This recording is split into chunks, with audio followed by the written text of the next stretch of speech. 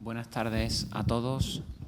Muchas gracias por asistir a esta sesión, a este workshop titulado Sociedad ideal en la ficción literaria del siglo XVI. El objetivo de esta mesa redonda que vamos a hacer en esta hora que viene a continuación es dar a conocer los resultados iniciales de un proyecto de investigación, un proyecto Explora del Ministerio dedicado al estudio de una obra de excepcional interés.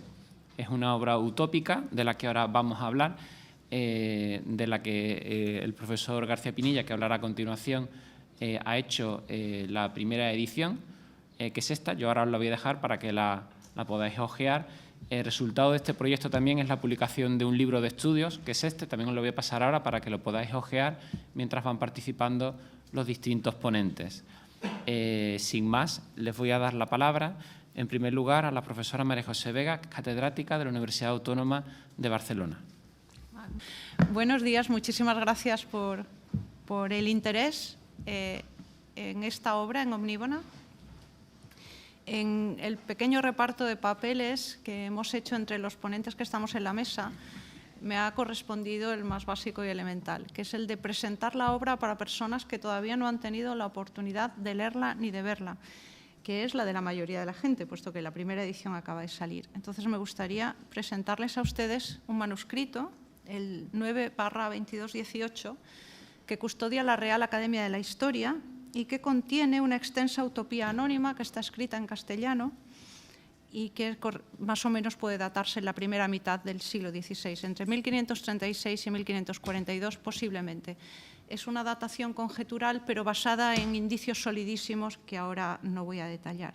Esta obra consiste en una sucesión de diálogos de 3 personajes y estos diálogos están insertos en la narración de un viaje a un reino bien ordenado, regidos por leyes justísimas. Este reino imaginario se llama el Reino de la Verdad y su capital es Omníbona. Yo voy a identificar la obra aquí, como hemos hecho todos, con el título de Omníbona, sabiendo que esta es la ciudad en la que se muestra el ejercicio del gobierno. Recuerda lejanamente a la Calípolis de Platón y realmente el manuscrito que contiene el diálogo tiene una hoja de guarda con otros 2 títulos muy distintos y añadidos. El primero es el de Regimiento de Príncipes, cosa que conspicuamente esta obra no es en absoluto, y entre paréntesis aparece, y no sé si lo ven bien ustedes debajo, aparece a lápiz entre paréntesis, Gobierno del Rey Prudenciano en el Reino de la Verdad, que es un título de catalogación, es un título del 19, cuando los bibliotecarios identifican los manuscritos para su catalogación. Entonces, Omníbona, sin embargo, interesa aquí porque reúne todos los rasgos formales ideológicos que atribuimos a la literatura utópica, es decir, la ficción del viaje, el molde del diálogo, la descripción absolutamente consistente de un gobierno completo y complejo de un reino imaginario que es necesariamente y más perfecto que todos los conocidos y cuya ordenación legal y social genera virtud y permite remediar los males que afligen a las naciones de Europa, o al menos a una de ellas en particular que siempre funciona como el reverso de la República ideal. Del mismo modo que la utopía de Moro resuelve los problemas de la Inglaterra real, este ficticio reino de la verdad padece y además resuelve todos los problemas de la Castilla verdadera, o una buena parte de ellos. La felicidad y la delincuencia, que son comunes a toda Europa y que es lo que intentan resolver todos los proyectos utópicos del siglo XVI, sino también diagnostica, padece y luego resuelve otros problemas que son muy específicos, como por ejemplo los relativos a la conquista, problemas del empeño de alcabalas o al lugar particular que deben tener los conversos en una sociedad cristiana.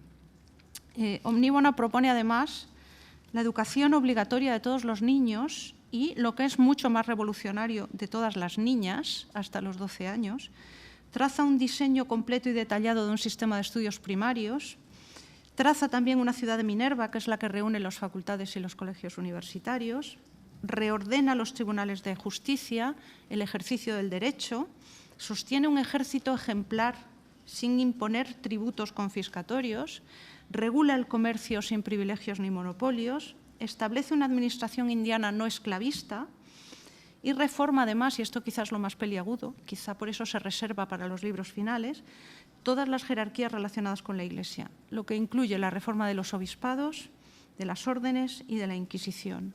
Es decir, y por resumir, este texto traza el proyecto más audaz de ingeniería social y de reforma política y de reforma católica en la España del siglo XVI. Y es también un documento crucial para entender tanto las críticas al Santo Oficio como, sobre todo, la oposición política castellana durante el reinado de Carlos I, como ha demostrado Rafael, que está aquí sentado al lado, que responde a las inquietudes de la oposición política castellana. Es decir, esta obra, que, insisto, puede haberse escrito a finales de los años 30, a principios de los 40, por su sola existencia, cambia radicalmente la percepción de la literatura española y europea también del siglo XVI y de las historias del pensamiento y de la literatura utópica, que suelen esquivar a España, o considerar que la cultura hispánica es, como decía Maraval, refractaria al utopismo. Cierto es que solía estimarse hasta ahora que la primera utopía en lengua castellana, si logro pasar esto, es esta. Es una utopía del siglo XVIII que se titula La Sinapia, que es un obvio anagrama de Hispania y que es una península en la Tierra Austral y cuya mera configuración es una España invertida, realmente. Pero realmente esta no es la Sinapia, la primera utopía española, es omníbona y no solo es la primera utopía en lengua castellana, es que es también la primera en absoluto en una lengua vernacular en Europa, quizá también la más extensa y ambiciosa, por cierto. Y creo personalmente que es un texto revolucionario, es decir, abre una nueva puerta a lo que es posible pensar, concebir y decir y escribir, poner por escrito, a mediados del 500 en España. El texto no se abrió paso hasta la imprenta. Es muy posible que no se destinara a la publicación, es decir, sino más bien quizá a la lectura en grupos reducidos, a correr manuscrito, como diría Bouza. O bien puede ser que la audacia y la crítica implícita en algunos de sus propuestas determinara que la obra permaneciera inédita. Uno de los lectores primeros de este códice dejó anotado esto que ven ustedes aquí en pantalla al comienzo del libro 12. El libro 12 es el que repasa los abusos y la reciedumbre del Santo Oficio y además proyecta una nueva Inquisición teológica, clemente y regida por la caridad. Y quien fuere escribió al margen: todo lo que se sigue sobre lo de la Inquisición es perniciosísimo y encaminado a derribarla debajo de celo de buen gobierno y que hace sospechoso al autor.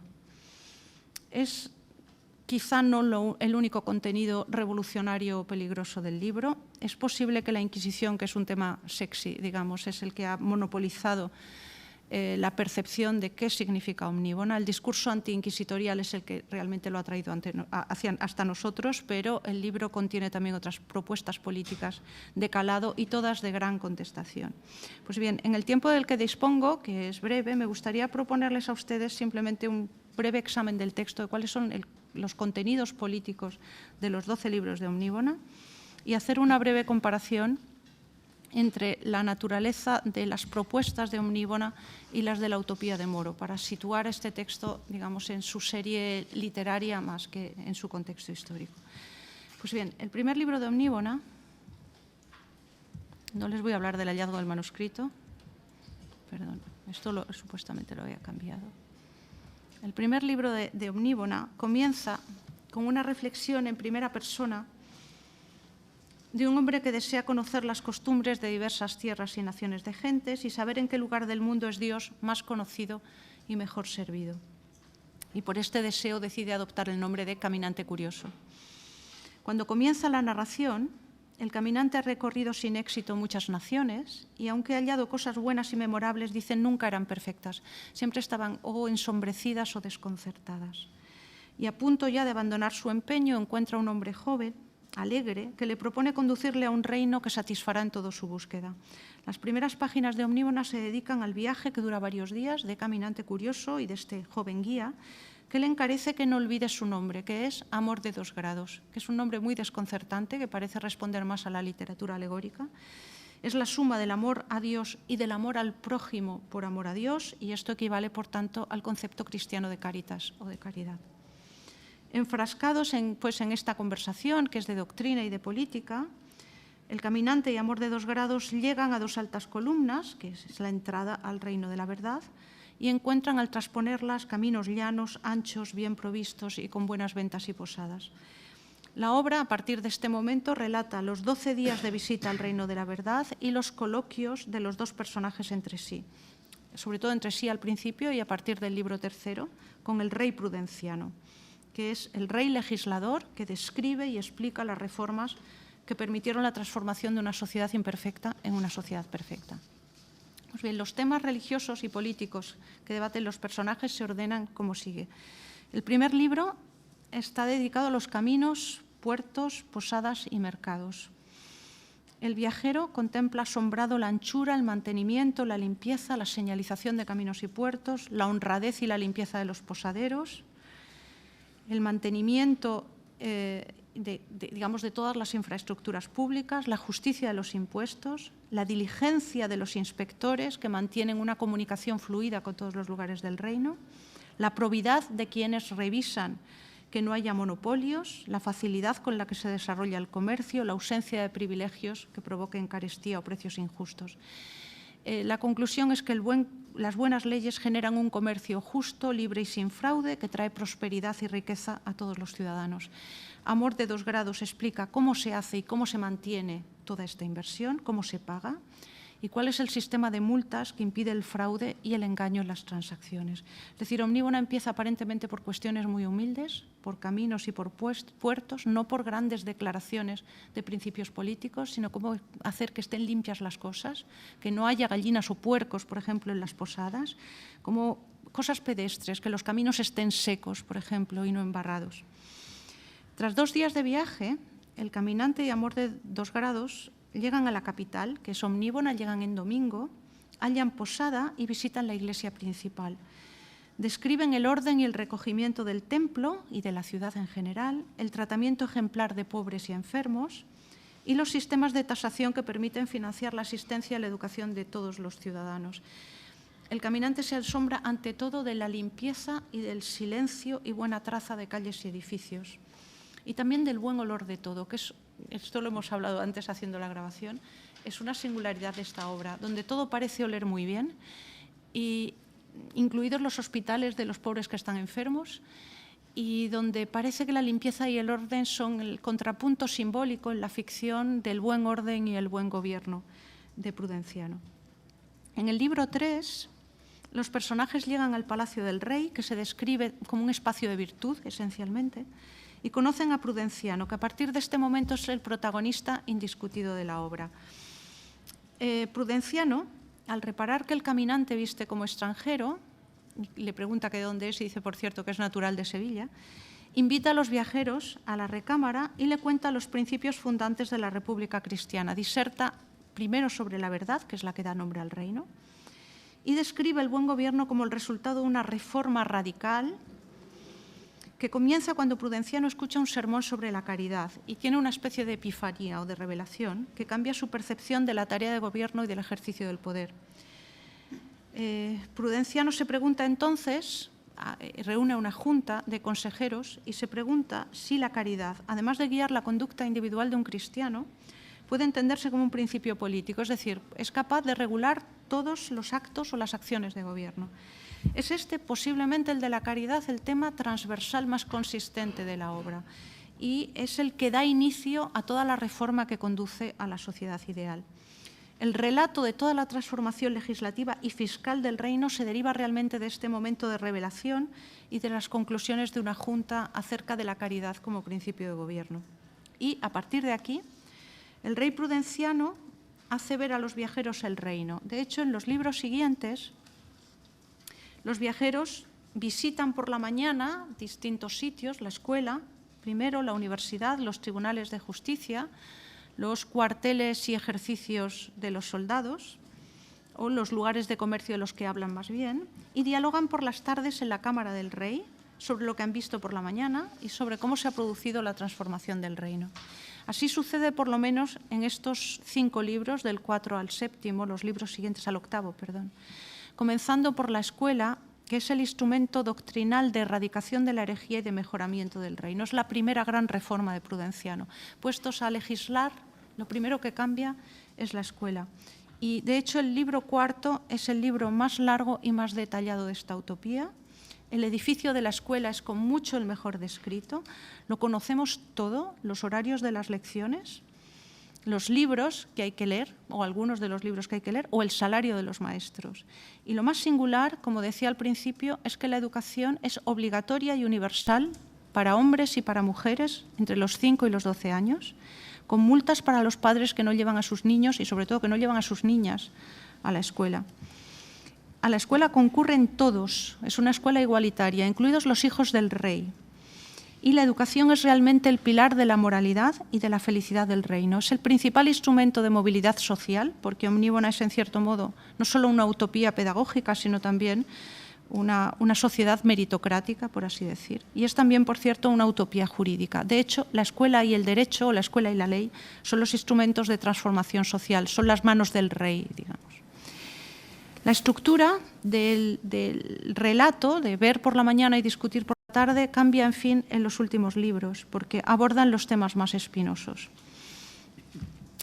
Prudenciano relata aquí cómo ha transformado la política de Indias, las órdenes, los obispados y la Inquisición. Esto ya no es un diálogo entre tres personas, esto es un largo monólogo del rey Prudenciano, con diálogos encastrados en su interior, es decir, donde Prudenciano relata cómo él dialoga con otras personas, sobre todo juristas, teólogos, canonistas, consejeros, frailes, buenas personas en general.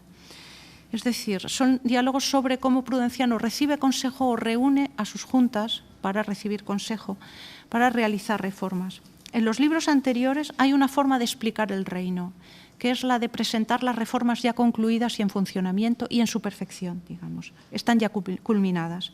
En estos diálogos finales, las reformas se presentan en proceso, es decir, en el momento de la deliberación que conduce a la reforma. Es decir, son libros más argumentativos donde se presenta el acto de toma de decisiones, es decir, el poder realmente à l'œuvre, por así decir. Y el relato versa sobre la deliberación colegiada y sobre el modo de ejecutar y de... O sea, realmente el modo de concebir el poder como un acto colegiado de toma de decisiones y de ejecución final. La obra termina enseguida, después de la reforma de la Inquisición, con una despedida fulminante en poco menos de un párrafo del caminante curioso que regresa para mostrar lo que ha visto. Es decir, para contar al mundo los beneficios de la República ideal y cómo se organiza, o de esta sociedad cristiana. De tal manera que esto deja percibir la totalidad del texto de Omníbona como el relato del caminante curioso difundiendo, como manda el rey, lo que ha visto. El final de la obra enlaza con el principio. Es como cuando en 100 años de soledad uno descubre que la totalidad de la novela es el relato de Melquíades, que ha dejado escrito, pues esto, o sea, ve y cuenta lo que has visto, y lo que he visto es todo esto que acabo de contar en este punto. El relato del caminante curioso se cierra justamente al final. Pues bien, esto es en esencial un resumen muy apresurado del contenido de Omníbona, pero antes de... A mí me gustaría detenerme en un punto más, que es en una brevísima comparación entre este texto y la utopía de Tomás Moro, porque creo que esa breve comparación arroja mucha luz sobre lo que hay de innovación, originalidad y nueva manera de presentar la República ideal en este texto. Se suele tomar además la utopía de Moro como punto de referencia de toda la literatura utópica europea, y es muy singular constatar cómo realmente Omníbona propone un modelo alternativo. La utopía de Moro, como ustedes saben bien, es un diálogo humanista sobre el consejo y el óptimo gobierno entre tres personajes. Dos de ellos son trasuntos de personas reales, Pedro Egidio, Tomás Moro y un navegante portugués, Rafael Itlodeo, que ha acompañado a Américo Vespuccio en sus viajes y ha retornado contando lo que ha visto en las nuevas tierras recién descubiertas. Omníbona, en cambio, es primariamente el relato de un viaje, no un diálogo que aloja la descripción de un viaje, sino un viaje que aloja una sucesión de diálogos. En la obra de Moro, el reino imaginario de utopía, por tanto, es el relato de un solo personaje, es un recuerdo en pasado de Itlodeo. En Omníbona, todos los personajes habitan o visitan el reino imaginario que forma parte del presente de la ficción. Los personajes que conversan están dentro de la utopía misma, del reino imaginario, no fuera, como en Moro. El reino de la verdad, además, se cuenta con una perspectiva múltiple, no solamente del caminante que ve asombrado esta república, que sería más o menos el Itlodeo de Moro, sino también desde el punto de vista del prudenciano, es decir, del legislador que ha cometido las reformas y las explica. La utopía de Moro también se organiza como un díptico, y esto es clarísimo. Es decir, el libro primero plantea los problemas de la realidad europea que se resuelven en el libro segundo, es decir, en la sociedad utópica. En cambio, en Omníbona, el contraste entre los problemas sociales y sus soluciones se debaten en cada uno de los 12 libros. Es decir, la contraposición es parcial en cada uno de los libros, pero además no se presenta en el espacio, no en la relación entre Europa y utopía, sino en el tiempo, es decir, en el pasado y en el presente de una misma república. La ficción de la sociedad perfecta no se sitúa en ninguna parte o en otra parte, sino en el mismo lugar que la sociedad imperfecta, porque es el resultado de una acción política, legislativa o de gobierno. Es decir, la empresa capital no es la institución de un reino, como la del rey útopo, sino su completa reformación o transformación. El relato de Itlodeo, que era compañero de Vespucho, presume la empresa, digamos, colonial o de conquista como marco de verosimilitud y posibilidad del relato. Es decir, los utopienses son un pueblo recién descubierto. Omníbona, en cambio, percibe la empresa colonial como un problema político y teológico de la metrópoli, y en términos casi lascasianos, que conducen a la abolición de la esclavitud y a la restitución de todos los bienes a quienes llama los nuevos vasallos. Es decir, la perspectiva es la perspectiva metropolitana castellana, por así entender. Y a este contraste estructural entre utopía y omníbona se suman otras diferencias esenciales. En Omníbona, por ejemplo, sí hay propiedad privada, a diferencia de utopía, sí hay comercio y libertad de circulación de bienes y de personas, hay libertad para ejercer oficios, hay movilidad social como consecuencia del estudio, cosa que no hay, por cierto, en utopía. Las directrices de Prudenciano nunca entran en la esfera privada ni en el interior de las casas. No se regula, por ejemplo, el matrimonio, el vestido o la dieta, que estaban puntillosamente establecidos en la utopía de Moro. Omníbona realmente es un proyecto de Estado que no entra en la esfera intrafamiliar ni en la vida doméstica. El igualitarismo en la utopía de Moro se deriva exclusivamente de la abolición de la propiedad privada, y en Omníbona, por contraste, el igualitarismo reposa en dos únicos pilares. El primero es el derecho, porque las leyes son iguales para todos los vasallos. Dice Prudenciano, y cito literalmente, el derecho a todos iguala. El instrumento de la reforma es además siempre la ley, que adquiere una centralidad inusitada en la economía de la obra y junto a la buena ley la vigilancia de su cumplimiento. Y el segundo pilar del igualitarismo es la educación obligatoria y universal de todos los ciudadanos sin excepción, lo que incluye, como decía antes, tanto a mujeres como a hijos de reyes. Es decir, el espacio igualitario se describe y se representa sobre todo en la escuela, mientras que en la utopía de Moro, como ustedes recordarán, el espacio igualitario son las calles y las casas. Todas las calles son idénticas, todas las casas lo son, todas tienen 3 pisos, todas tienen los mismos metros, ninguna tiene llaves ni cerrojos, puesto que hay una completa transparencia y todo puede ser mostrado en todo momento. Y a diferencia de Utopía, el autor de Omníbona, y esto es singularísimo, evidencia un constante interés por el precio del Estado y por la financiación de todas y cada una de sus actuaciones políticas. Es decir, es una ficción política escrita desde el pensamiento económico. Esto me lo ha revelado sobre todo leer a Rafael. Es como si la utopía llevara una memoria fiscal. La idea de qué sirve pensar el deber ser del Estado ideal si no sabemos cómo financiarlo. Esta perspectiva, que es la que Rafael ha aportado en ese libro azul de una manera muy clara, el estudio de Omníbona, ilumina mucho la comparación con Utopía, que parece económicamente inocente en comparación con la complejidad de la estructura fiscal de Omníbona.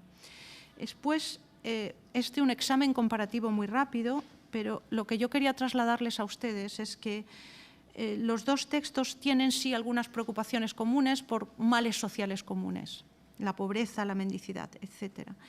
Pero sobre todo son notables las diferencias, tanto en los usos del viaje, en el orden de la ficción, como en los principios políticos. Es decir, la ficción utópica española más importante del siglo XVI, por no decir la única, no es ni una revisitación ni un eco de la utopía de Tomás Moro, sino que adopta modelos estructurales totalmente diversos para construir, digamos, y entender la ficción política y también para representar el espacio del diálogo. Es decir, el modelo es radical y absolutamente diverso. Habría que buscarlo en otra parte, realmente. Y así pues, para concluir, solamente me gustaría recuperar algunas ideas y quizá abrir alguna sugerencia final. Realmente está todo por estudiar, o casi todo por estudiar en Omníbona. Hemos desbrozado algunos temas, hemos empezado una tarea exploratoria de investigación y de análisis para poner en relación Omníbona con otros textos, pero también con la realidad contemporánea.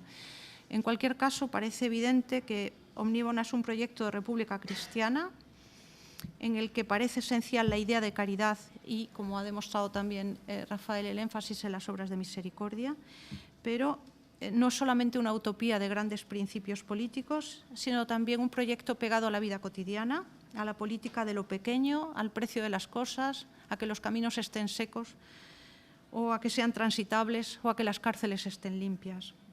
Sabemos cuánto cobra un maestro o cómo logran los inspectores que no se tiren las basuras a las calles. Conviven, digamos, los grandes principios con la atención a lo pequeño y esto es particularmente singular. Prudenciano es además un rey sin corte, con consejeros, teólogos, juristas, maestros, obispos, jueces, mercaderes, clases profesionales, con funcionarios, digamos. Gobierna fundamentalmente a través de juntas ad hoc, que es desde los reyes católicos además un instrumento colegiado de gobierno de tradición castellana. Y es el único texto que conozco que ficcionaliza esas juntas y la toma de decisiones políticas. Así pues, la representación del poder en Omníbona tiene pues, una parte propositiva, es decir, construye un proyecto de teología política, pero también una parte extraordinariamente crítica, puesto que propone un contramodelo de la política habsbúrgica a finales de los años 30. Sé que este auditorio está formado fundamentalmente por historiadores. Para quienes se hayan interesado por la literatura española del XVI, me gustaría, que no sé si hay filólogos en la sala, me gustaría decir que estamos acostumbrados sobre todo a leer o a tener un canon de literatura española de este periodo, fundado en textos que han sido generados desde los ambientes cortesanos de Carlos V, que son ciertamente excelentes, pero es literatura orgánica, por decirlo de una manera un poco brutal. Es decir, es Guevara, Valdés, los poetas soldados como Urrea o como Garcilaso, Cristóbal de Villalón, que cuando escribe la ingeniosa comparación, por ejemplo, de lo antiguo y lo presente, lo escribe al servicio de encarecer que Carlos V está por encima de cualquier otra cosa conocida. De tal manera que nos hemos acostumbrado a leer una literatura complaciente con los sistemas de poder de los años 30. Y esto nos ha oscurecido la percepción de esa otra literatura del Renacimiento castellano, como Omníbona, escrita desde el disenso y de la contestación. Es decir, realmente para el canon de la literatura española hay un renacimiento perdido, que es el de la literatura del disenso. Y creo que Omníbona no es solamente singular y absolutamente especial por ser la única utopía española del XVI o por este proyecto de ingeniería social, sino también por esta ventana que abre a lo que es posible decir y escribir en la literatura española del XVI al margen de los cauces más establecidos y más transitados. Y además ofrece una cosa muy singular, que es una ventana a cómo se piensa el futuro en el 500. En los estudios literarios tendemos siempre a entender un texto en relación con su pasado. Es decir, la gente se preocupa por sus fuentes, por sus influencias, por entenderlo en diálogo con textos anteriores, como reescritura, como ejercicio intertextual, lo que se quiera. Pero siempre en relación con lo que con la masa de textos que lo sustenta y que conduce. Es decir, siempre entendemos el pasado en relación con otro pasado más remoto. Lucien Febvre afirmó que cada época se fabrica mentalmente su propia representación del pasado histórico. Ese pasado del pasado es el que muchas veces vamos a buscar para explicarnos o para preguntarnos qué sucede en un texto determinado. Y también podría afirmarse que cada época se construye su propia representación del futuro y Omníbona invita en cierta medida a reparar en esa tensión política de futuro de muchos textos del 500 y a repensar, por supuesto, las formas que adopta el disenso político en la gran literatura del siglo XVI. Y esto es todo. Muchísimas gracias.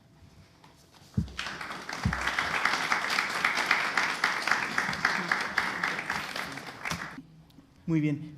Después de esta presentación, pues maravillosa y muy tan sugerente, yo quería cambiar el panorama y centrarnos en un aspecto muy concreto, porque se ha dicho que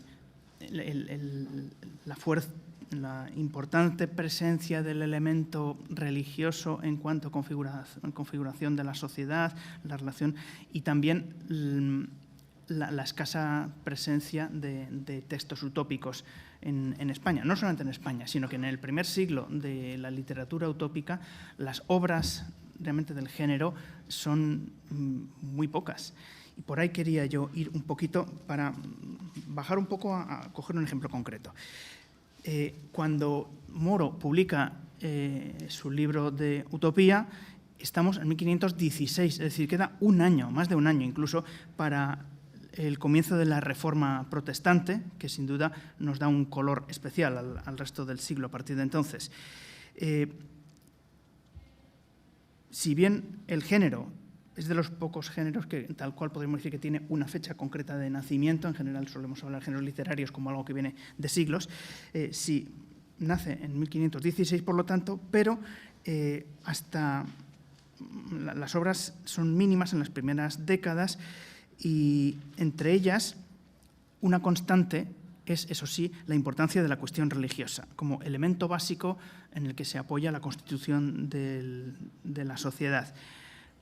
1516, 1517 la Reforma, 1521 es el año de la crítica dieta de Worms, pero un poquito antes de la dieta hay un antiguo franciscano y después ferviente predicador protestante, Johann Eberlin von Günzburg, que moriría poco después, 1533, que publicó una serie de 15 panfletos conocidos como los 15 confederados, die 15 Bundgenossen, que resultaron una útil contribución a la causa luterana y se reimprimieron unas cuantas veces. Dentro de esos panfletos, donde yo quería avanzar, ya está. No, perdón, he pasado, ya lo voy pasando ya, porque si no haremos esa. Dentro de esos 15 panfletos se da la voz a 15 personajes ficticios que desgranan diferentes cuestiones problemáticas en la sociedad de su tiempo, con un fuerte anhelo reformador. Pues bien, el 10º de esos panfletos introduce una variante notable respecto a los 9 anteriores, pues no continúa con el tono polémico de ellos, arenga, prédica, sino que se vale de un recurso diferente, el de una ficción sobre un lugar inexistente. Ese 10º panfleto se titula, como ahí pone, Nuevos estatutos traídos por Papagayo, Psittacus, de la tierra de Volfaria, tocantes a la reforma del Estado eclesiástico. También el 11º panfleto, este es el 10º, y también el 11º, expone la nueva legislación de Volfaria, pero en ese caso referida al orden secular. Esos dos panfletos, por lo tanto, componen una cierta pareja. Se trata simplemente de 10 páginas en formato de cuarto, o sea, es algo muy breve, nada que ver con el libro que tienen delante, y se dedica casi exclusivamente a trasladar las normas establecidas por el gobierno y magistrados del país de Volfaria. Y dice así: yo, el 10º confederado, los confederados son los que escriben los 15 panfletos, yo, el 10º confederado, quiero presentaros para bien de todos la honesta forma de gobierno de Volfaria, que dice así, comillas: nosotros, los gobernantes y magistrados de la tierra de Volfaria, hacemos saber a todos que deben leer o hacer leer estos nuestros estatutos, decretos y ordenanzas, pues todo este conjunto ha sido mandado por nosotros como fruto de una cuidadosa reflexión en provecho de nuestra tierra, pueblos, villas y aldeas, etc. Pero, como es esperable en una legislación, casi todas las frases están gobernadas por un deben, soll, deben, o bien pueden, uno solo, un lassen ahí abajo, o erlauben también, según se trate de un mandato o de una permisión, con absoluto predominio, ya hemos dicho, de las primeras. En ese sentido es muy soso, son los estatutos. Desde el punto de vista del estilo es pobre, reiterativo, pero el contenido ciertamente llama la atención. Y a partir de mediados del siglo XX, esta obra fue considerada uno de los primeros ecos de la utopía de Moro, aunque también hay que ser un poco generoso, porque realmente como género literario no tiene nada que ver. Pero se ha señalado que toma de él algunos elementos, además del hecho de referirse a un territorio ignoto, cuyo conocimiento llega gracias a un relator que ha viajado, en este caso un papagayo. Veían que en la imagen de la portada se veía el todavía vestido de fraile con el papagayo, o algo que intentaba serlo. El nombre de Wolfaria se ha interpretado como una ligera adaptación del alemán Wohlfahrt, que vale tanto como prosperidad, es decir, un sitio donde la sociedad marcha bien. Por otra parte, Wolfaria se caracteriza por ser accesible a un público amplio y sin necesidad de formación, cosa que no era Utopía. Por eso está en alemán y desde luego no se detectan ninguna de las sutilezas e ironías de la Utopía de Moro. Antes bien, como corresponde a una legislación, tiende a ser unívoca y taxativa. En ella no es preciso indicar explícitamente el motivo que hay detrás de cada norma. Es este el punto donde el autor requiere la complicidad de su lector, a quien corresponde reflexionar sobre el contraste entre la norma vigente en la Alemania y la propuesta de Wolfaria, y así llegar a comprender la crítica implícita.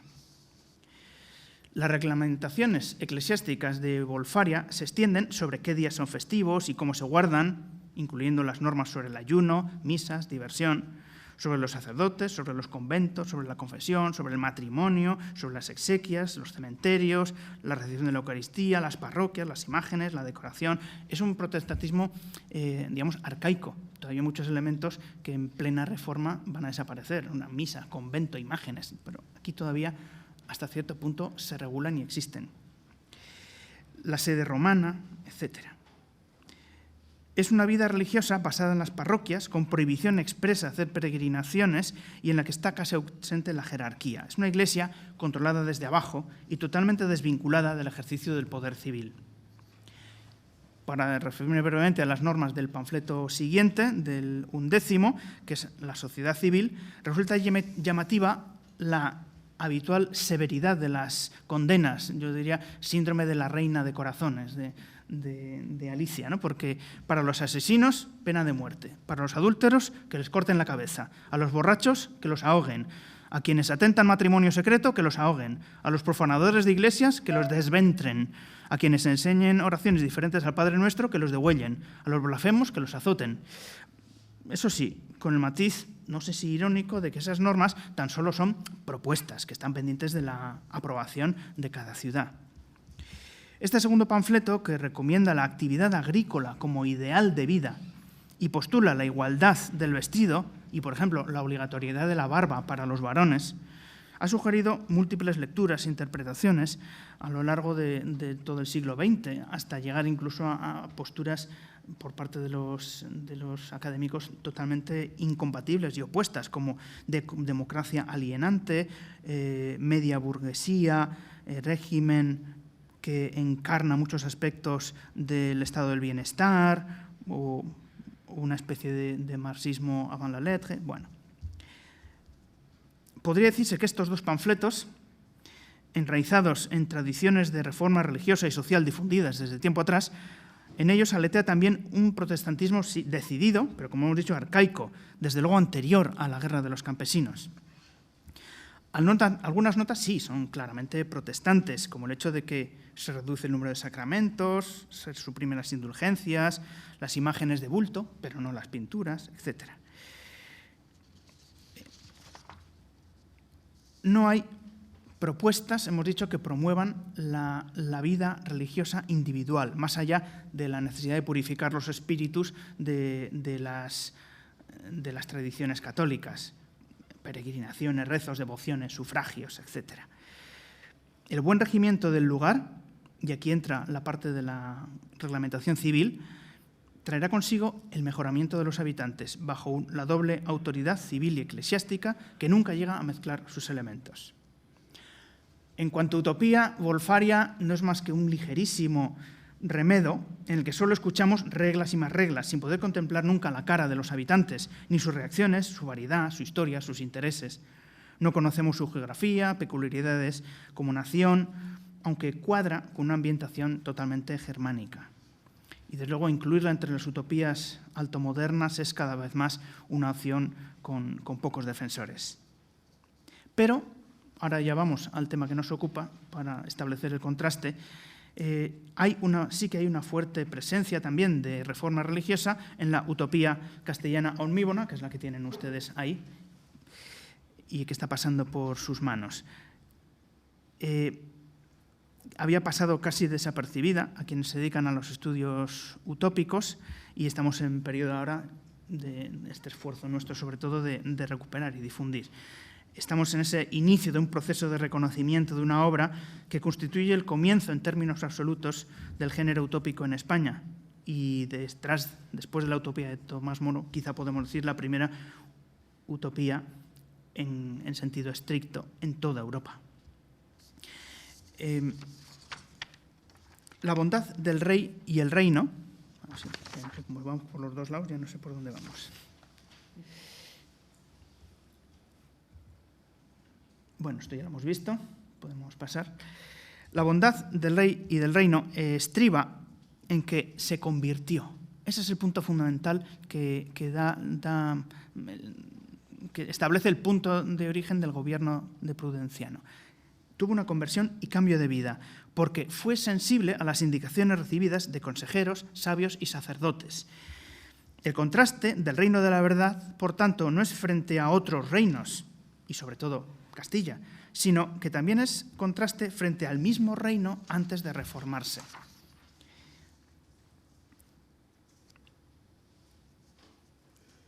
Bien. Y no quiero enrollarme mucho, me voy a entrar un poquito a un detalle más circunstancial, pero que remite a una aspiración común a Wolfaria y Omnívoda. Es pequeño, pero es la cercanía de los títulos, si puedo llamarlo así, porque Omnívoda realmente no es el título, pero bueno, es el nombre de la ciudad. Wolfaria también es nombre de ciudad. En un caso prosperidad, en otro Omnívoda, todo va bien, son muy cercanos, ¿no? Es todo lo bueno, en cualquier caso. Ciertamente, en Wolfaria solo disponemos de normas, sin que se nos permita observar los resultados de su aplicación. En Omnívoda, en cambio, caminante curioso suele ser primeramente testigo de algo que funciona bien y solo después es informado del motivo de ello y del tránsito desde la mala situación previa a la buena posterior. En cualquier caso, parece que ambas obras coinciden en sugerir que en la sociedad real las cosas pueden marchar mejor de lo que conocemos, con la diferencia fundamental de que la transformación en el reino de la verdad está estrechamente vinculada a la conversión del monarca, como hemos dicho, y de sus súbditos. Una cosa arrastra a la otra, mientras que no sabemos nada de la motivación de los nuevos estatutos de Wolfaria. Ese detalle no es en absoluto baladí, pues determina absolutamente la orientación de la actuación del rey Prudenciano. De hecho, lo fundamental que lo describe es que es muy prudente y muy gran cristiano. Bueno, ahí lo tienen, no hace falta que leerlo. Lo que sí me interesa es lo que está subrayado, esos elementos, que es lo que motiva su actuación. Lo más agradable y para la gloria de Dios, lo que cumple lo necesario para la salvación de las almas y para la próspera gobernación del reino. El propio rey lo dice después con sus propias palabras, no hace falta que lo lea yo aquí entero, pero viene a abundar sobre la misma cuestión. Se explica que antes el reino estaba muy perdido y los súbditos, entre comillas, al principio fueron muy recios de domar por las malas costumbres que tenían de antes y, sin embargo, se consigue el cambio.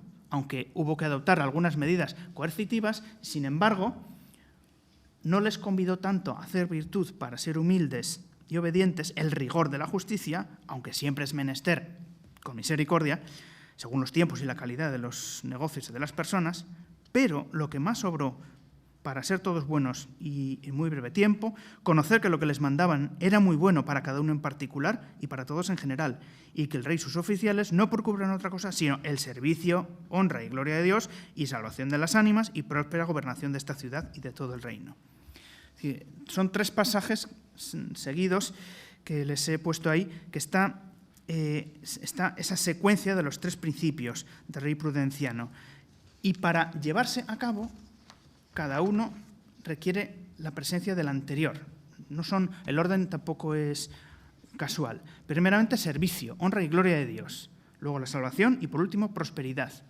De hecho, en Omníbona el término salvación aparece en 84 ocasiones, además de otras 40 del verbo salvar.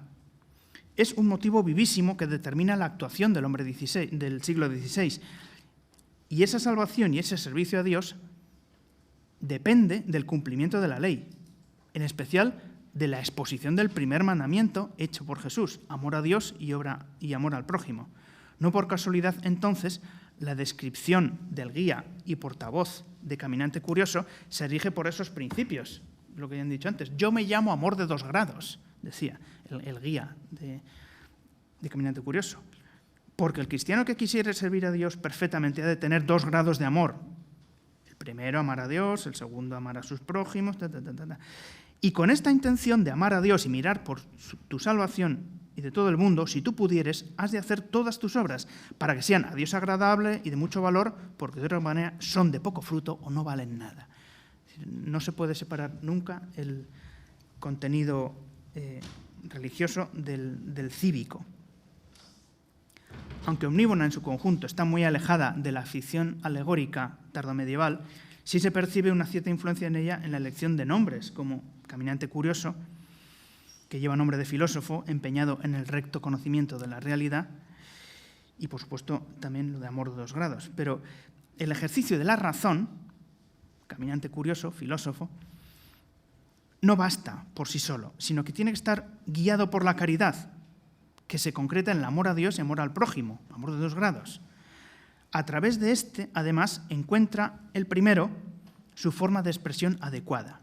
Y todo ello en unión con la virtud cardinal de la prudencia, rey prudenciano, la prudencia es lo que encuentra la forma más adecuada de obrar. Dicho de otro modo, la partición entre sabiduría y prudencia, tal como la planteaba Cicerón y se transmite en la tradición medieval, se eleva y perfecciona mediante el concurso de la caridad. Ahora bien, el proceder del rey prudenciano no se queda en un plano general o abstracto, sino que tiene una proyección concreta muy clara. La elevación de la calidad de vida del pueblo depende de la formación que se les dé, como hemos dicho antes, y de la supresión de los abusos de las clases dirigentes. Coincide con Bolfaria en la importancia de cuidar la selección de los predicadores y de los confesores, pero Omníbona da mayor relevancia a la plegaria del pueblo como elemento transformador. Además, hay palabras de severa crítica contra la mala predicación. Es responsable de la ignorancia y descamino del pueblo. Si decimos que la educación era uno de los principios fundamentales para la transformación, pues aparte de la educación en la escuela, está la educación en los sermones, en la predicación que escucha todo el pueblo. Si es malo predicador, se produce una gran pérdida para toda la sociedad. Ahí tienen, por ejemplo, como dice, sobre esto podría hablarnos mejor el profesor Ollero, que ha tenido que salir un momento, que sobre esta cuestión de la predicación lo ha estudiado mucho más a fondo.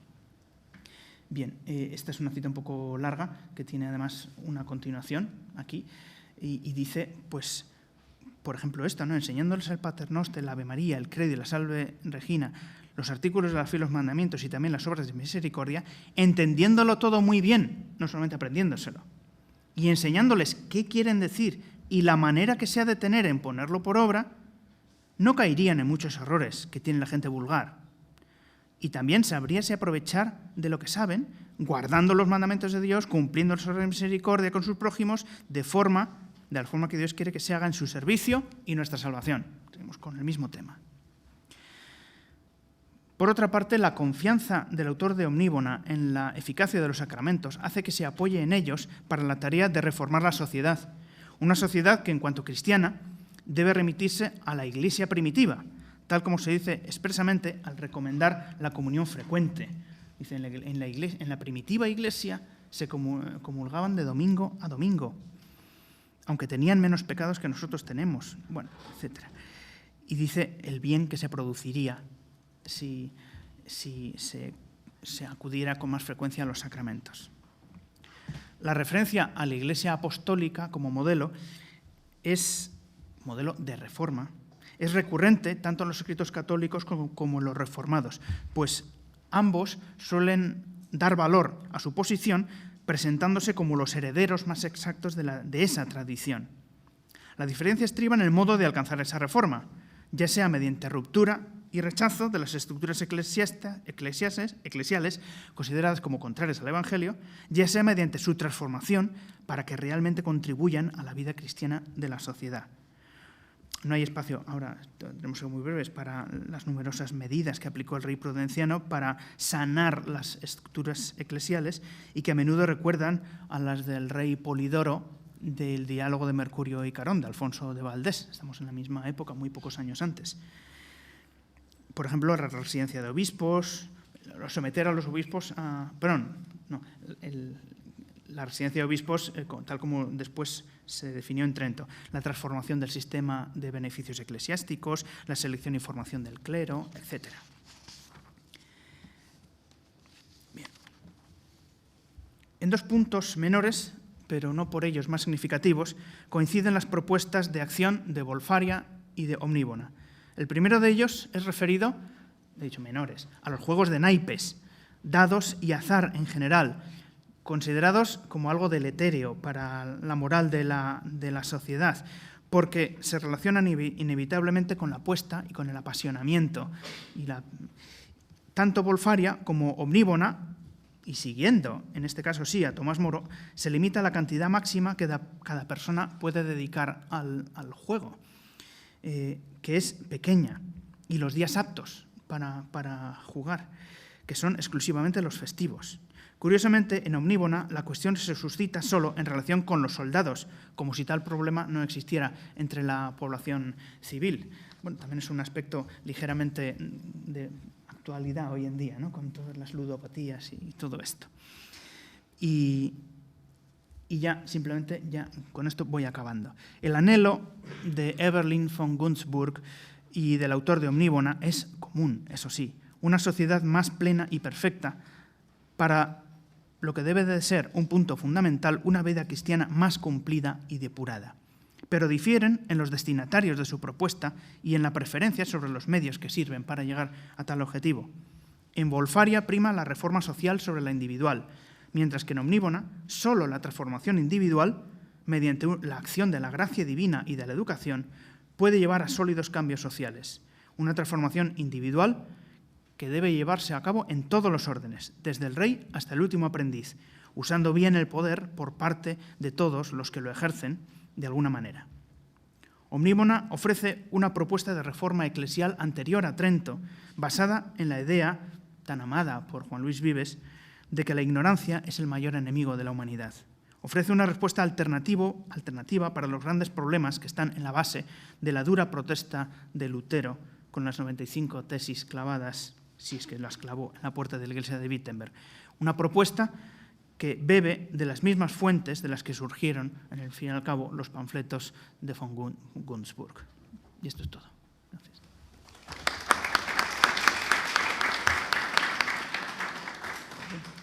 Bueno, antes que nada, agradezco a Rafael, a María José y a Ignacio que me hayan invitado a participar en esta mesa redonda, porque yo me encontraría en una situación un poco periférica, ¿no?, porque no formo parte del grupo de investigación que está estudiando sistemáticamente esta obra, ¿no?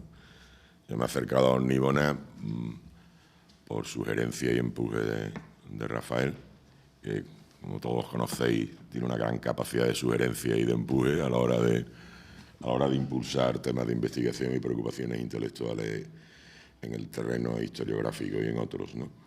Y además, como consecuencia de ello, participé hace un par de semanas en un coloquio o congreso que trató sobre Omníbona, y me dieron a elegir el tema y yo hablé sobre la predicación en Orníbona, que en realidad prácticamente para mí se convirtió en una especie de añagaza o excusa para hablar de la predicación real en una ciudad del siglo XVI, bueno, del XV y del XVI, en la Sevilla del XV y XVI. Pero vamos, no voy a repetir lo que dije allí, simplemente indicaros que efectivamente podéis encontrar en Orníbona múltiples referencias a los sermones y a la predicación, y de hecho, como aquí ya se ha indicado, la transformación del rey de Prudenciano se produce como consecuencia de una predicación, de un hecho de predicación, de un sermón, ¿no? Se produce una conversión, ¿no? Y una transformación hacia el descubrimiento no ya de la importancia de la Cáritas, sino de la necesidad ineludible de regir el gobierno, no solo la vida privada, sino el gobierno de lo público, por el principio de la Cáritas, por el principio del amor de dos grados, ¿no? de la caridad cristiana. Desde estos preliminares yo no me atrevería a hacer una exposición general de Orníbona, entre otras razones, porque ya lo ha expuesto brillantemente, como todo lo suyo, la profesora Vega, que con mucha modestia ha dicho que queda mucho por hacer en la interpretación de esta obra, del Reino de la Verdad, y efectivamente queda mucho por hacer. Pero ellos y otros investigadores ya han hecho mucho también, ¿no? Entonces, además de la preciosa edición del profesor García Pinilla, ¿no? del texto, que es la que estáis manejando, una primera salida al público de este libro, ¿no? Un Orníbona, Utopía, Disidencia y Reforma en la España del siglo XVI, que se publicó bajo la edición de la profesora María José Vega. Y sin detenerme en el libro, pero para que ustedes lo entiendan suficientemente, hay un capítulo que lo hizo José Luis Gonzalo Sánchez Moleros, que es un análisis bibliográfico y lingüístico del manuscrito, otro capítulo importante sobre reforma cristiana y contestación política, que se debe a este señor que está sentado aquí a mi derecha y que por consiguiente está trabajado con una manera tan sistemática y profunda como todo lo suyo, centrado fundamentalmente en el hecho de la fiscalidad, ¿no? Y en el sostenimiento militar del ejército. Otro capítulo dedicado a la Inquisición al Reino de la Verdad, de Doris Moreno, y ahora volveré sobre él. Otro dedicado a Orníbona y la Escuela Española a mediados del siglo XVI, de Javier Las Palas. También indicaré algo sobre esa cuestión, porque son los temas que más o menos me interesan. Otro capítulo esencial sobre un estudio en profundidad, ¿no? de Orníbona como género dentro de la literatura, ¿no? Lo titula María José Vega, el orden de la ficción, diálogo y espacio imaginario en Orníbona, un trabajo de Alexandre Merle sobre el aspecto político de Orníbona, el buen gobierno de Prudenciano entre consejo y secreta, y un capítulo final bellísimo, y no porque esté el autor delante, aunque también, Los silencios en Orníbona de Ignacio García Pinilla. Pues bien, dentro de la riqueza de los análisis de estos capítulos, efectivamente todavía queda mucho por hacer, ¿no? Y allí en Toledo se demostró la cantidad de cosas que se pueden hacer.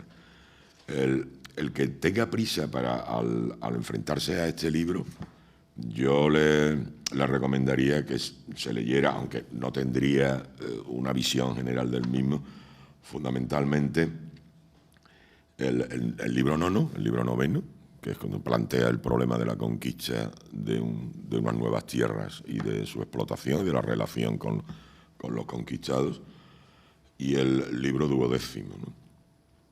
Donde el autor expone una fortísima crítica a la Inquisición. Ya los que han precedido han subrayado algunos de los aspectos fundamentales del libro. La última intervención del profesor García Pinilla ha insistido en la ubicación del libro en un contexto de reforma religiosa, y esto es esencial. O sea, la Orníbona y el autor de Orníbona está guiado por un principio de preocupación e inquietud de carácter religioso y eclesiástico, ¿no? Y de reforma eclesiástica. Es también el profesor García Pinilla el que ha fechado o ha datado la elaboración del libro, siempre en términos aproximados, dado las dificultades que tienen este tipo de trabajos o de investigaciones a principios de los años 40 del siglo XVI, ¿no? O sea, el libro estaría escrito, como aquí se ha indicado, entre finales de la década de los 30 y el principio de los 40. Esto es esencial porque lo sitúa en un contexto histórico determinado, ¿no? Que es el del reinado de Carlos V, avanzado, ¿no? aunque seguramente sobre esta ubicación cronológica continuarán las discusiones. A mí hay un problema en el libro, es que no sabemos el autor, es evidente. Algún día supongo que se sabrá el autor, ¿no? Pero la obra ha quedado como una obra anónima. Allí en Toledo, fuera podemos decir, de lo que sería el circuito oficiales de la discusión y de la intercambio de opiniones sobre el libro y su autoría, se lanzaron algunas posibles propuestas, que yo no voy a repetir aquí porque van a quedar como algo demasiado arriesgado. Ahora, desde el punto de vista social, yo diría que el autor del libro es un clérigo, ¿eh? Pero vamos, eso no es ningún hallazgo ni supone algo fundamental, ¿no? Porque hay muchas razones para pensarlo así. Su perfecto conocimiento del mundo eclesiástico, para el cual propone una serie de reformas, especialmente en el libro segundo, cuando trata del buen regimiento que procuró el rey Prudenciano en las iglesias catedrales, ¿no? El conocimiento del mundo universitario que muestra el autor Don Nívona, yo creo que también está en relación con su formación y su condición eclesiástica, especialmente en el libro quinto, cuando trata de el estudio general y los 13 colegios de religiosos y seglares muy grandes. Es decir, cuando hace un planteamiento de reforma universitaria que a mí se me antoja de clara inspiración cisneriana, o sea, de la alcalaína complutense y no tanto salmantina, ¿no? Porque plantea un estudio general ordenado en colegios universitarios especializados, que recuerda mucho al planteamiento original de Cisneros, y además muy volcado hacia el estudio de la gramática, la retórica y lo teológico, y relegando el estudio de la medicina y especialmente del derecho. Eso recuerda mucho a Alcalá, ¿no? Y el libro décimo acerca de obispos y prelados, y el libro undécimo acerca de provinciales, abades y ministros de todo su reino, en que trata más, sería algo así como la reforma del orden eclesiástico secular y la reforma del orden eclesiástico regular. Esa visión clerical, no digo clerical en un sentido peyorativo, así que retiro la palabra, ¿no? Esa visión de un orden eclesiástico íntimamente unido a la reforma política, sin que Nívona concluye realmente en una teocracia, aunque el Prudenciano, el rey Don Nívona, ha sufrido tal conversión que realmente lo convierte en un santo laico. Yo creo que eso lo separa claramente de la utopía de Moro, y que esa separación es también un hecho cultural. O sea, yo voy a entenderlo así también como un hecho cultural, ¿no? La primera confrontación o comparación entre la utopía moreana y la omnívona de este autor ignoto ya la ha planteado aquí María José Vega, ¿no?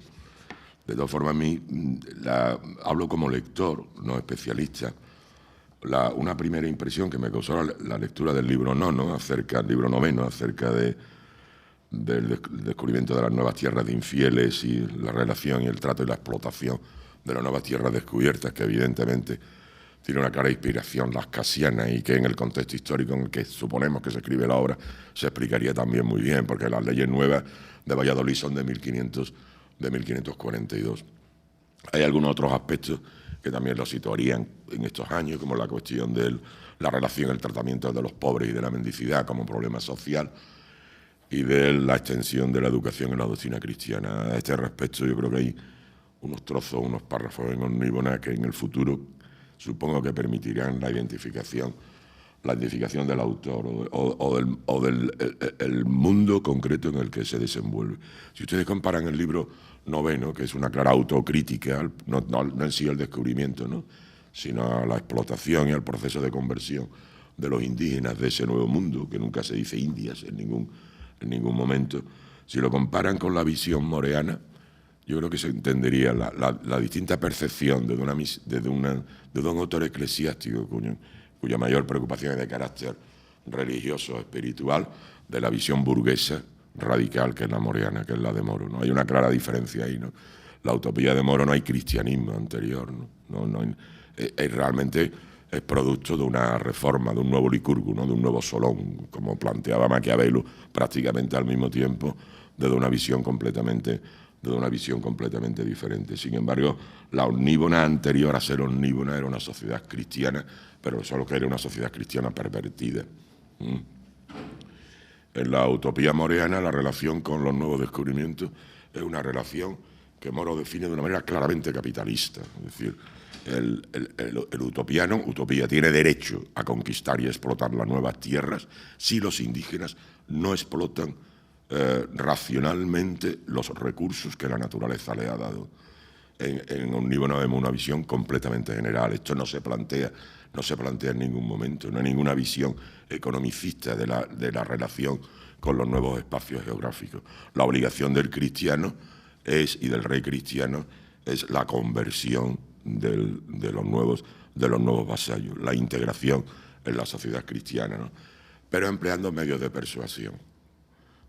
Realmente había que hacer en ese aspecto mucho, ¿no? El paralelismo entre el texto de Omníbona y los textos lascasianos y del contexto de ese mundo alrededor, ¿no? De esa teología de los dominicos alrededor de Fray Bartolomé en los años 30 y 40. Es curioso porque si Omníbona se escribe alrededor de 1540, hay un momento en Omníbona que el rey habla de la petición de una tercera persona que hace una propuesta de evangelización de las nuevas tierras recién descubiertas a partir del adoctrinamiento de los niños en un proceso de extensión que va del exterior al interior, ¿no?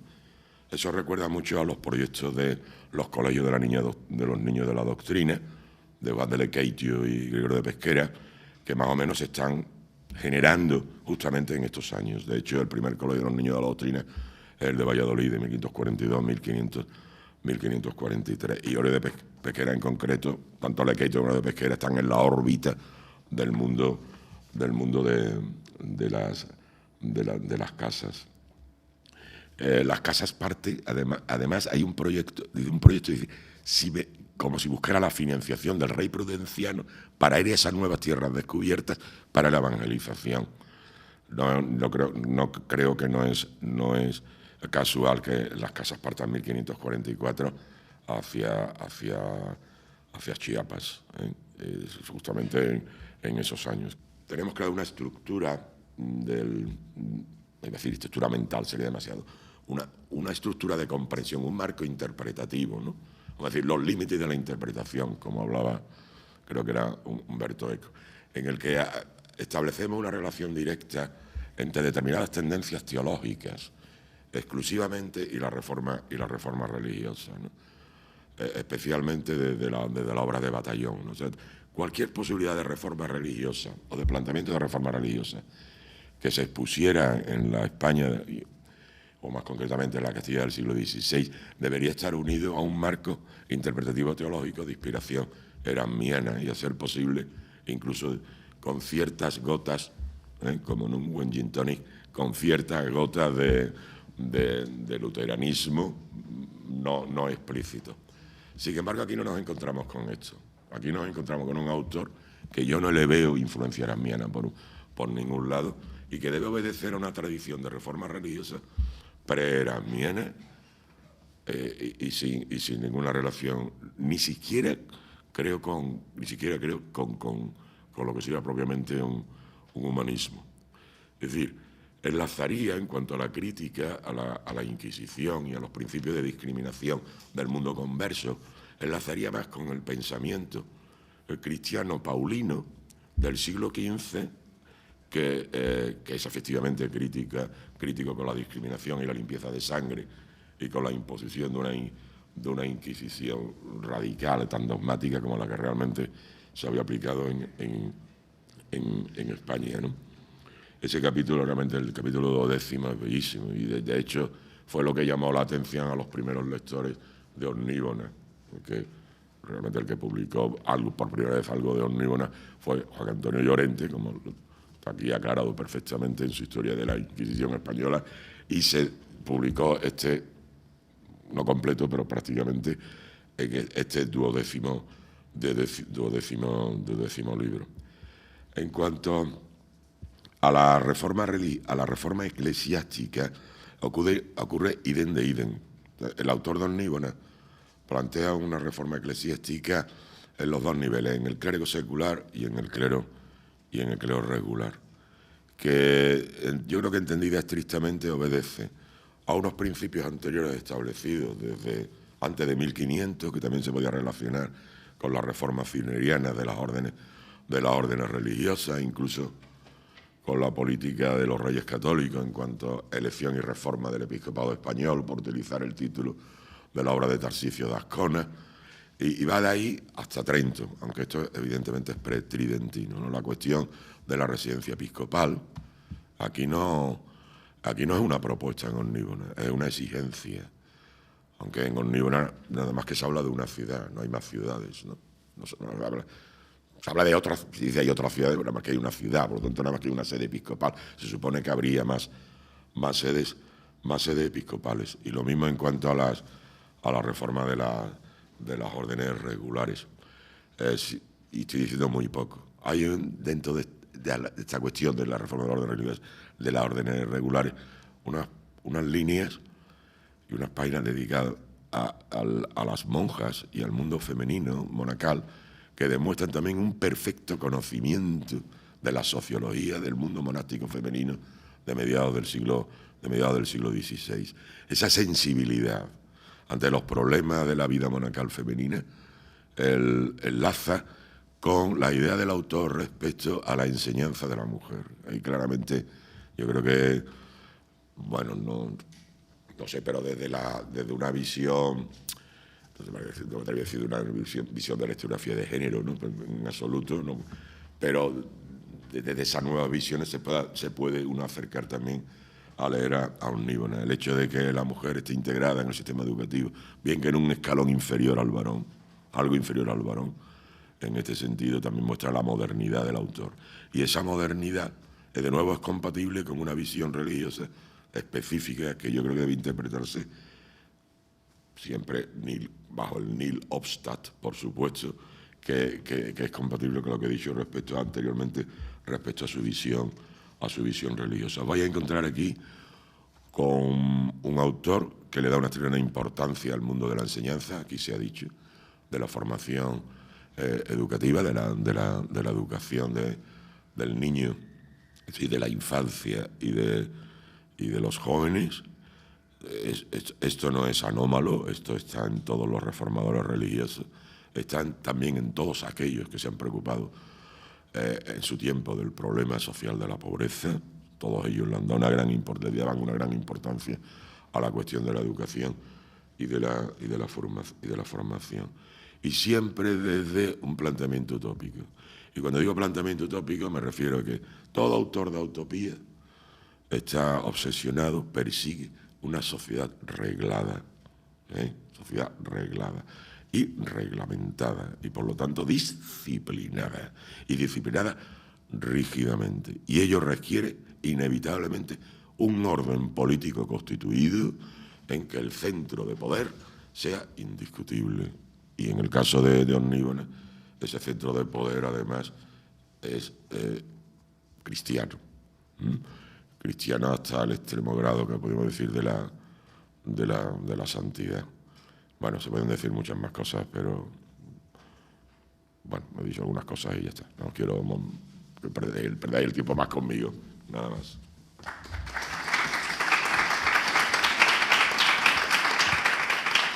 Yo solamente voy a recordar un aspecto que he trabajado en ese libro azul y que tiene que ver con el hecho de que, siendo esta obra una utopía que contiene un programa sistemático de reforma civil y eclesiástica para el reino, este programa va acompañado, como decía María José, de una memoria económica. Y eso tiene que ver con el hecho de que esta utopía está pensada, de alguna forma, para efectivamente trasladarse a la realidad de la Castilla de su época.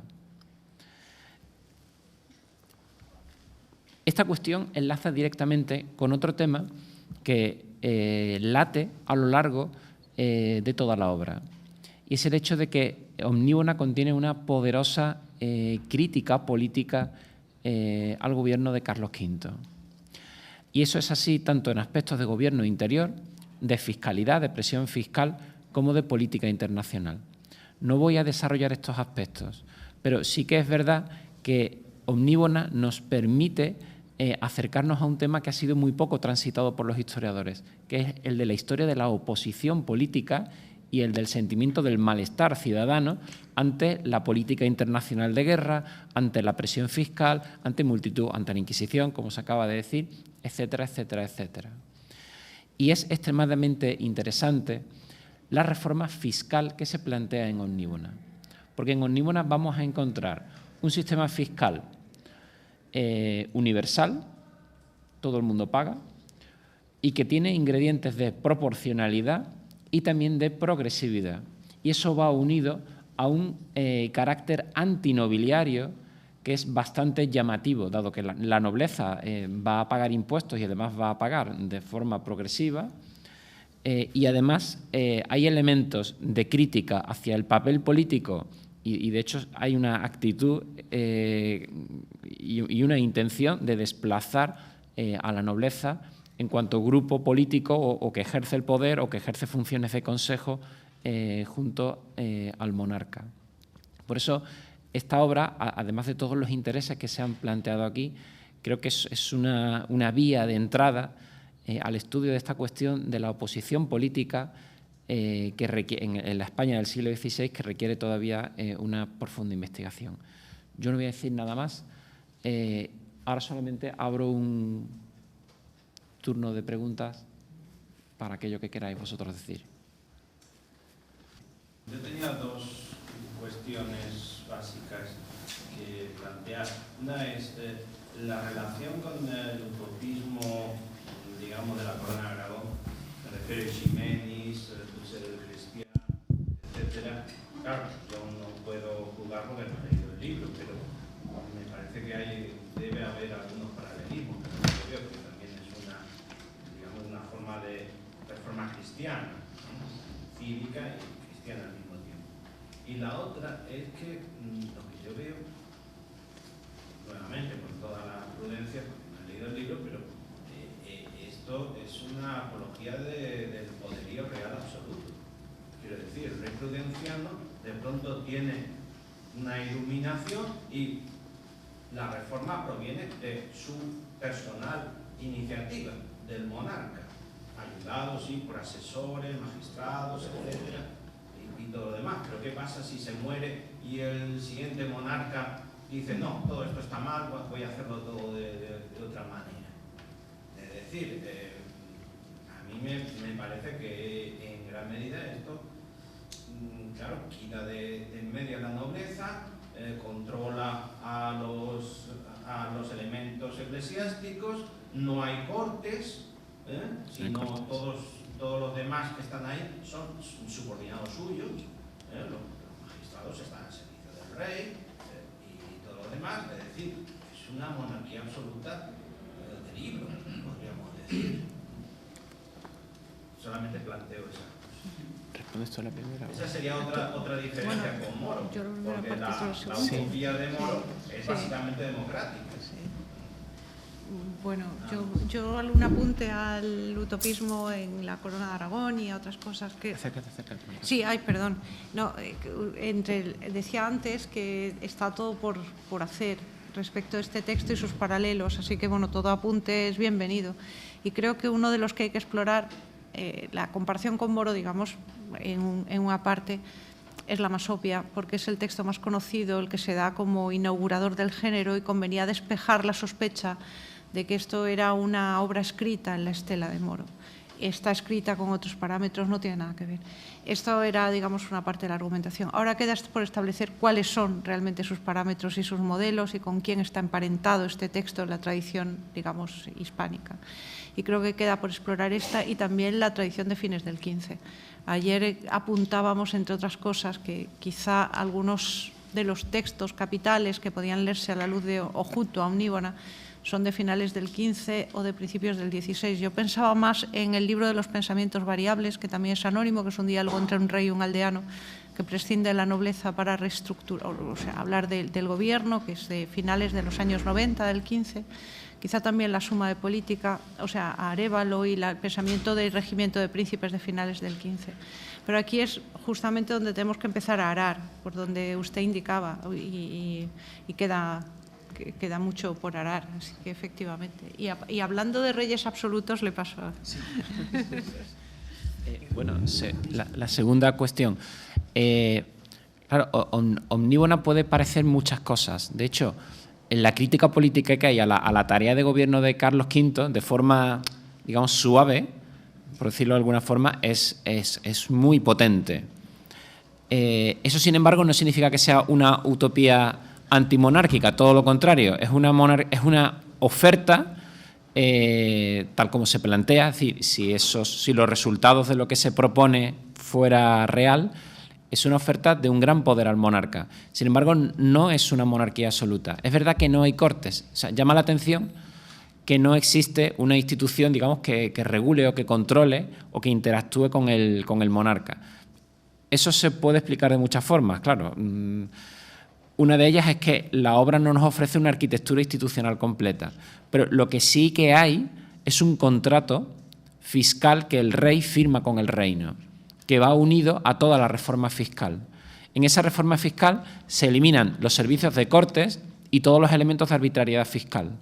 Y lo que se propone por contra es un impuesto del 10% sobre las herencias, universal, y luego se añaden elementos de progresividad al gravar a los mayorazgos de los ricos y al gravar de forma que no se precisa, y eso es inquietante, a la nobleza titulada. Es decir, realmente eso es uno de los elementos que a mí me lleva a pensar que quien escribió esto, que no sabemos quién es, realmente se tomaba en serio. Es que él quiere que esto se haga así y por lo tanto le está haciendo una oferta al rey, una oferta interesante, que al mismo tiempo significa un cambio radical de cómo se están haciendo las cosas, en un sentido que puede ser interesante al rey, pero también en un sentido que es estrictamente moral y religioso, porque se adecua lo que se cobra, lo que se paga, lo que se hace, lo que se juzga, todo a los principios de la teología moral bajo medieval. Y esta es una clave que creo que es importante. Pero cuando se habla de la reforma del ejército y de cómo se va a pagar, el autor de Omníbona le ofrece al rey, el rey Prudenciano explica que con la nueva planta militar, Omníbona tiene un ejército de 170.000 hombres. En esta época, en fin, supongo que el turco y Sauron eran los únicos que podían formar semejante masa de militar. O sea, no, los ejércitos más brutales en esta época alcanzan los 50.000, 60.000 hombres. Es decir, esto es una cosa. Y le está diciendo, si usted hace esto y nos deja de sangrar con toda esta fiscalidad abusiva, además es que va a poder montar un ejército de estas dimensiones. Solo que usted no lo va a utilizar para sus guerras contra cristianos, sino lo va a utilizar en aquellas guerras que sean justas. ¿Que cuáles son? La guerra de conquista contra el moro, como se dice varias veces además. Pero claro, eso enlaza con la concepción de la guerra justa medieval, ¿no? Sí, bueno. De algún modo la fiscalización y el hincapié en la formación del ejército y demás, ¿sería algún precedente a la progresiva formación del Estado moderno con una fiscalidad racionalizada y una militarización que responda al contexto de guerra del siglo XVII y adelante? Sí, claro. O sea, ese es el contexto, claro. O sea, realmente es un reino perfectamente organizado y institucionalmente y dotado de recursos para que esa monarquía funcione de forma sobrada. Estamos ya muy lejos de esa monarquía medieval que tiene que andar pidiendo dinero y a ver qué pasa, ¿no? ¿Hubo algún tipo de repercusión que se conozca en la corte de esto o algún tipo de denuncia posterior? Pues esa es una de las preguntas del millón que nos gustaría saber. Eso, tirarse a un pozo, vamos con esa pregunta. Sepamos, ¿no? Claro, porque la obra es un manuscrito que nunca se imprimió que no tenemos datos acerca de, es decir, no sabemos quién hizo anotaciones, correcciones. Lo raro también, bueno, pero esto, o sea, pienso en voz alta, ¿va? Es que todo texto que ha sido leído por alguien alguna huella deja. Alguien asegura haber visto en algún momento algo en algún sitio, aunque sean incluso los textos más imaginarios, dejan alguna huella a través de mención o algún rastro. Habría que buscarlo, no sé. ¿Querías intervenir? Perdón. No sabemos. O sea, ahora una de las cosas que habría que hacer es hacer un buen estudio de lo que nosotros llamamos de pasajes paralelos. Es decir, ver, establecer con otros textos donde se producen paralelos que van más allá del parecido razonable, para ver si podemos establecer una familia de textos y a partir de ahí una red de lecturas o una cosa así. Pero vamos, ahí sí que... Y además estamos todos a verlas venir con esto justo. Es una de las preguntas, sí. Hay elementos discursivos, más allá, digamos, o sea, que responden o a mí me recuerdan, más allá de los marcos interpretativos que hablaba el profesor Ollero, a una experiencia histórica de oposición política al proyecto imperial. A mí me recuerda especialmente a las comunidades de Castilla, porque hay elementos de las comunidades discursivos que pueden llamarse modernizantes, que o sea, los estoy recordando a partir de esto que estamos hablando. Entonces, no sé, hablar de esta obra como colofón literario de todo un movimiento de oposición de esa primera mitad del siglo XVI castellano a Carlos, ¿no? Y yo creo que podría ser interesante, ¿no?, verlo desde esa perspectiva. Sí, es que, claro, es que paradójicamente el reinado de Carlos V empieza con una rebelión gravísima, ¿no? Y sin embargo, si uno lee la historiografía, digamos, de la época, digamos que lo que los cronistas te vienen a decir es que, bueno, que sí, que Carlos metió la pata, que hubo aquello, pero que luego ya, pues, bueno, se hizo bueno y la gente lo quiso mucho, ¿no? Claro, lo que este texto nos transmite es que, cuidado, el malestar, ha habido una guerra civil, es que ha habido una guerra civil, ha habido una rebelión contra el rey militar, es que eso no se ha sanado ni se ha arreglado alegremente y por arte de magia, porque de repente el rey se ha dado cuenta de que, bueno, es verdad. Entonces, claro, es un testimonio, además, por la época, hacia 1540, casi 20 años después de las comunidades, claro, precioso para poder, digamos, testar la continuidad de esos sentimientos. Hay muchos elementos de paralelismo evidente entre el programa político de los comuneros y Omníbona. Es verdad que también hay diferencias en algunos aspectos, pero, bueno, esto es una interpretación mía que a lo mejor es, bueno, no tiene por qué ser verdad, pero en este momento lo veo así. A lo mejor yo mismo dentro de un mes digo lo contrario. Pero no solamente es antinobiliario, sino digamos, por el engranaje fiscal y por determinadas disposiciones que se hacen en materia económica, la obra es marcadamente también antioligárquica, o sea, en contra de las oligarquías urbanas, que son las que estaban representadas en Cortes, que curiosamente es una institución que no aparece en la obra, y también es, o creo que sería poco o mal recibida por los grupos mercantiles, que son también importantísimos. Es una obra que por su propuesta, que insisto, es de raíz teológica, pero desde el punto de vista político va dirigido a los grupos mesocráticos, artesanales y, digamos, de trabajadores urbanos, porque el mundo rural está desaparecido en esta obra. Ese es otro de esos... Dice, bueno, ¿y qué pasa? De eso no se habla. Más cosas. Yo tenía una pregunta para el profesor Ollero sobre lo que ha dicho del conocimiento que tiene el autor sobre la sociología de los conventos femeninos. Si lo dice en alguna parte concreta de la obra, en algún capítulo, alguna cosa que esté a lo largo de toda la obra mencionada. Sí, no, yo eso lo he dicho, hombre, casi que un poco... Tiene que hacer caso a la presentación que he hecho de mi intervención, ¿no? Que no quería una visión general, sino que a veces puedo caer en lo anecdótico a ese respecto, ¿no? Pero sí, cuando lo leas tienes que irte... Sí, Espera, es que lo tengo aquí apuntado. Ah, sí. El capítulo 261, páginas 359-362. Bueno, claro, pero lo tendrá. Ahí se habla, ahí habla sobre las monjas. Y no es por una cuestión que yo estudie, más bien un amigo mío el que lo estudia y ha ido recogiendo documentación a ese respecto, ¿no? No tanto textos literarios, sino documentación. Y efectivamente el autor muestra un gran conocimiento de la problemática social que supone, aparte de la inflación de literatura historiográfica de los últimos años acerca del mundo femenil, ¿no? Conventual. O sea, no descubro nada nuevo, pero llama la atención, ¿no? Esa sensibilidad en otro que se preocupa de la reforma religiosa y se preocupa de manera especial en la cuestión de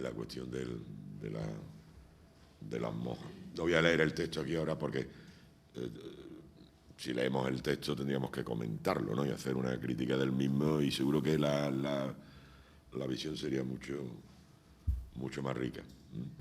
Las expresiones más fuertes que hay en todo el libro es para describir el problema de las mujeres metidas en convento contra su voluntad. Eso. Y a partir de ahí cómo eso degenera toda la vida del convento.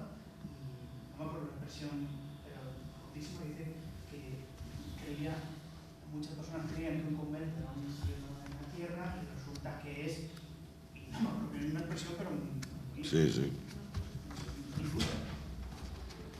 No lo voy a encontrar. En ese muy completo en el libro 11. ¿Algo más? Bueno, la pregunta es, ¿se ha pensado reeditar el texto? Reeditar el texto.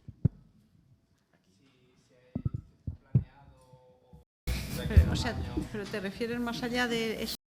Sí. ¿Quién responde? ¿Vosotros? Pues ¿Y algo? sí, precisamente hay muchas cuestiones de fondo a la hora de pensar. O sea, el texto ahora mismo ya está disponible para cualquiera, ese es el primer punto.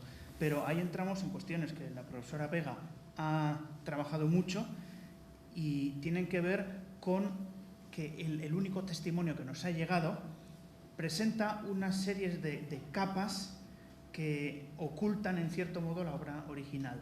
Y en ese sentido habría que plantearse si a la hora de hacer una edición habría que utilizar criterios genéticos y presentarla de una manera muy diferente a como la vemos aquí, con 200 y pico capítulos. Es que la primera idea sería decir, eso de los capítulos no existía en la versión original, es un añadido posterior. Y además un añadido que, como ella puede explicar mucho mejor, incide en nuestra manera de acercarnos al conjunto del texto y nos da ideas falsas porque nos va guiando. Entonces sí, la idea es generar una nueva edición, una edición que tendría que tener anotación. Esta voluntariamente no lleva notas más que unas mínimas notas críticas y posiblemente con una configuración muy diversa. Pero tiene que haber más maduración. No, y además es que hay un problema también para anotar este texto, que es que como habla absolutamente de todo, necesitas prácticamente o juntar 20 sabios. O sea, ¿dónde encuentras a alguien que anote con solvencia la parte de política indiana? Y que por lo menos que se tiene que saber las casas para ver si hay ecos, si no lo hay, y otros miles de autores. La parte de la Inquisición, la parte de las escuelas, la parte de los caminos, la del comercio, la de... Entonces dices, bueno, anotarlo bien. Si uno hace una edición mala o cutrosilla o anotada cutrosamente, realmente estropeas el texto, lo embarras y digamos, quemas el terreno. Es como arar con sal. Entonces es mejor esperar que se generen más estudios críticos sobre esto y una vez que haya una masa de estudios razonable, dar, creo yo, el paso a la edición. Pero habría que tardar. Y otra cosa luego es una edición a lo bestia, como por ejemplo las de la Real Academia, que tienen notas con notas complementarias, una anotación de estas exhaustiva, que es casi un comentario continuo, o una edición tipo cátedra, para entendernos, que está anotada con prudencia, pero que está muy bien para lectura universitaria, y todas esas cosas. Y ahí, pero bueno, no sabemos. ¿Alguna otra pregunta? ¿Comentario? Bueno, yo creo que vamos a comer. Así